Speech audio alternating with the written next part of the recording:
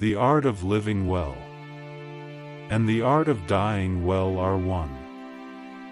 It is possible to provide security against other ills, but as far as death is concerned, we men live in a city without walls. Death does not concern us, because as long as we exist, death is not here. And when it does come, we no longer exist. To eat and drink without a friend is to devour like the lion and the wolf. It is not so much our friends' help that helps us, as the confidence of their help. Of all the things which wisdom provides to make us entirely happy, much the greatest is the possession of friendship. You don't develop courage by being happy in your relationships every day. You develop it by surviving difficult times and challenging adversity. He who is not satisfied with a little, is satisfied with nothing. Nothing is enough for the man, to whom enough is too little. The greater the difficulty, the more the glory in surmounting it. He who least needs tomorrow, will most gladly greet tomorrow. He who has peace of mind disturbs neither himself nor another. The misfortune of the wise is better than the prosperity of the fool. Empty is the argument of the philosopher, which does not relieve any human suffering. Misfortune seldom intrudes upon the wise man. His greatest and highest interests are directed by reason throughout the course of life.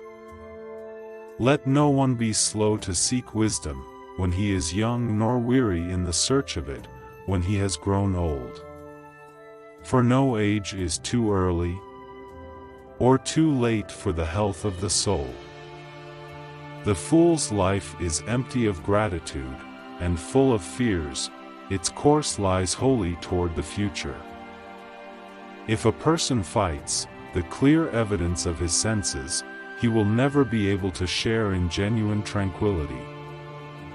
It is not the pretended, but the real pursuit of philosophy that is needed, for we do not need the appearance of good health, but to enjoy it in truth.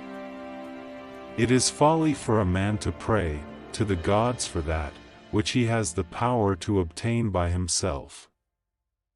If God listened to the prayers of men, all men would quickly have perished, for they are forever praying for evil against one another. I never desired to please the rabble. What pleased them, I did not learn, and what I knew was far removed from their understanding. The time when most of you should withdraw into yourself is when you are forced to be in a crowd. Don't fear the gods, don't worry about death. What is good is easy to get, and what is terrible is easy to endure. I have never wished to cater to the crowd, for what I know they do not approve, and what they approve I do not know. Contented poverty is an honorable estate. Justice is a kind of compact, not to harm or be harmed. Never say that. I have taken it, only say that. I have given it back. Not what we have, but what we enjoy, constitutes our abundance. If thou wilt make a man happy, add not unto his riches, but take away from his desires. There is no such thing as justice in the abstract, it is merely a compact between men. The wealth required by nature is limited and is easy to procure, but the wealth required by vain ideals extends to infinity.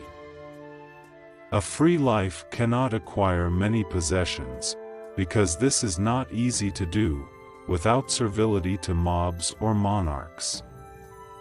It is better for you to be free of fear lying upon a pallet, than to have a golden couch, and a rich table, and be full of trouble.